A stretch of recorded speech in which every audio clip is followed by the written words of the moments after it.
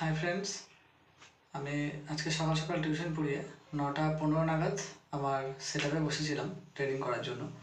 তো আজকে দুটো কোম্পানিতে ট্রেড করেছি। এক হচ্ছে আদানি পোর্টস আর একটা হচ্ছে সিডিএসএল। ঠিক আছে, আদানি পোর্টসে সেলিং হিসেবে করেছি, মানে যত নামবে তত ইনকাম হবে, এবং সিডিএসএলে আপ হিসেবে করেছি, যত আপ হবে তত ইনকাম হবে। তো আমি ডিসাইড করেছি যে 100টা করে কোয়ান্টিটি আমি ট্রেড করব, এবং এইভাবে 1 মাস একটানা 100 কোয়ান্টিটিতে ট্রেড করব। ঠিক আছে, এবং আমি আপডেট দেবো যে মাসের শেষে আমার প্রফিট হচ্ছে না লস হচ্ছে। এটা একটা শেখার বিষয় আছে। ট্রেডিং কিন্তু খুব ডিফিকাল্ট জিনিস। ঠিক আছে, যদি কেউ ইমোশনকে কন্ট্রোল না করতে পারে এবং রিস্ক টু রিওয়ার্ড রেশিও না জানে, সাপোজ 1:2, ঠিক আছে, একটা রিস্ক টু রিওয়ার্ড রেশিও কিন্তু ইউজ করতে হবে। আর কোয়ান্টিটি কিন্তু প্রথমে বাড়ালে চলবে না, প্রথমে অল্প কোয়ান্টিটিতে ট্রেড করতে হবে। ঠিক আছে, আর অবশ্যই স্টপ লস দিতে হবে। উইদাউট স্টপ লস কিন্তু কখনোই ট্রেড করা যাবে না। ঠিক আছে, কারণ আমরা হচ্ছি হিউম্যান বিং, আমরা কিন্তু কোনো রোবট নই। ঠিক আছে, কারণ আমাদের একটা ইমোশন আছে। ঠিক আছে, যখন স্টক নামবে তখন মনে হবে যে না, আরেকটু উঠলে বিক্রি করবো, আরেকটু উঠলে বিক্রি করবো, এইভাবে কিন্তু নেমেই যাবে আর লস কিন্তু বেড়েই যাবে। ঠিক আছে, আর একটা স্টপ লস যদি থাকে তাহলে কী হবে, সেক্ষেত্রে একটা নির্দিষ্ট আমি লস টার্গেট করেছি যে এতটা লস হলে আমি এক্সিট হয়ে যাব। ঠিক আছে, তাহলে কী হবে, লিমিটেড লস হবে। ঠিক আছে, সেই জন্য সবসময় মনে রাখতে হবে যে প্রফিট বেশি এবং লস যেন কম হয়। তাহলে কী হবে, ফাইনালি কিন্তু আমরা প্রফিটেবল ট্রেডার হিসেবেই পরিণত হব। ঠিক আছে, অ্যান্ড ট্রেডিংটা কিন্তু 80% সাইকোলজি, ঠিক আছে, 20% কিন্তু শেখার। সুতরাং সাইকোলজিটাকে মেনটেন করতে হবে, ডিসিপ্লিন মেনটেন করতে হবে। ঠিক আছে, তাহলে কিন্তু ট্রেডিং মানে অতটা কঠিন মনে হবে না। ঠিক আছে, আর শেষে কিন্তু ফাইনালি প্রফিটেই থাকবো। ওকে, তো কোয়ান্টিটি সবসময় কম রাখতে হবে। আমি যখন 100 কোয়ান্টিটি আমি শুরু করেছি, ঠিক আছে, 100 কোয়ান্টিটি দিয়ে আমি 1 মাস চালাবো, তারপরে আমি দেখবো যে কত টাকা আমি গ্রো করতে পারছি। সেই অনুযায়ী আমি 10টা করে কোয়ান্টিটি আমি বাড়াবো, 110টা, তারপরে 120টা, এইভাবে কিন্তু আমি বাড়াবো। ঠিক আছে, তো আজকে প্রফিটেবল ডে আছে। তো আজকে দেখি আমি আদানি পোর্ট এবং সিডিএসএল কেন ট্রেড নিয়েছিলাম, বা কোন জায়গায় আমি বাই করে সেল করেছি বা সেল করে বাই করেছি। ঠিক আছে, সিস্টেমে যাই তাহলে। এটা হচ্ছে আমার অর্ডার, এখানে এটা আমি অর্ডার দিয়েছি।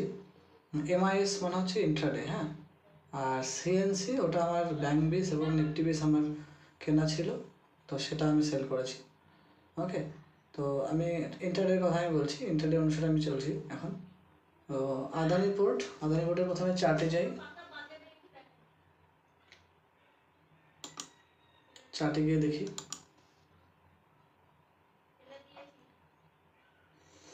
এই যে ইন্টারডের এটা চার্ট, আর ডের চার্ট। এটা আমি ডেটাকে 5 মিনিটস করি। ঠিক আছে, তো আজকে আমি প্রথম ফার্স্ট ক্যান্ডেল 5 মিনিটসের ফার্স্ট ক্যান্ডেলে কিন্তু আমি সেলিং হিসেবে নিয়েছিলাম। ঠিক আছে, সেলিং হিসেবে নিয়েছি, এবং আমি যেখানে নিয়েছি নেওয়ার পর কিন্তু সঙ্গে সঙ্গে আবার আপার সার্কিট দিয়েছিল। ঠিক আছে, আমি যার জন্য খুব কম প্রফিটে কিন্তু আমি এটা বিক্রি করে দিয়েছিলাম। অর্ডারটা আমি দেখি, তাহলে বোঝা যাবে।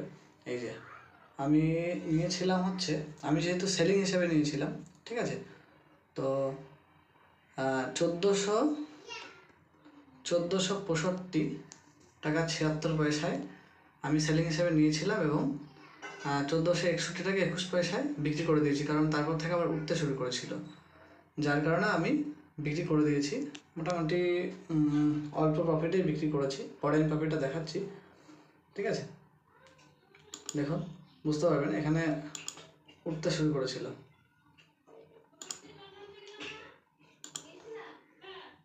এই যে, ঠিক আছে, তো এখানে আমি মোটামুটি নিয়েছিলাম, এরকম জায়গা করে নিয়েছিলাম। একটু নিচে, এরকম জায়গা করে নিয়েছিলাম। ঠিক আছে, নেওয়ার পর উঠতে শুরু করেছিল। আমি যাই হোক কিছুটা নামার পর আমি কিন্তু সঙ্গে সঙ্গে বিক্রি করে দিয়েছি, কারণ উঠতে শুরু করেছিল। ঠিক আছে, যার জন্য বিক্রি করেছি। তারপরে কিন্তু পুরো আপেই গেছে, কিন্তু একবার ডাউনে গিয়েছিল, বাট তারপরে কিন্তু পুরো আপে। ঠিক আছে, তো যাই হোক আমি কিন্তু যেহেতু স্টপ লস ছিল, অসুবিধা ছিল না। ঠিক আছে, স্টপ লস দিয়ে আমি কাজ করছিলাম, যার জন্য এরপরে আমি যাচ্ছি পরের চার্টে সিডিএসএলেরটাই যাচ্ছি। সিডিএসএল আমি কিন্তু বাই হিসেবে কিনেছিলাম, মানে বাইং মানে হচ্ছে আপ হিসেবে কিনেছিলাম। ঠিক আছে, তো আপ হিসেবে কিনেছিলাম।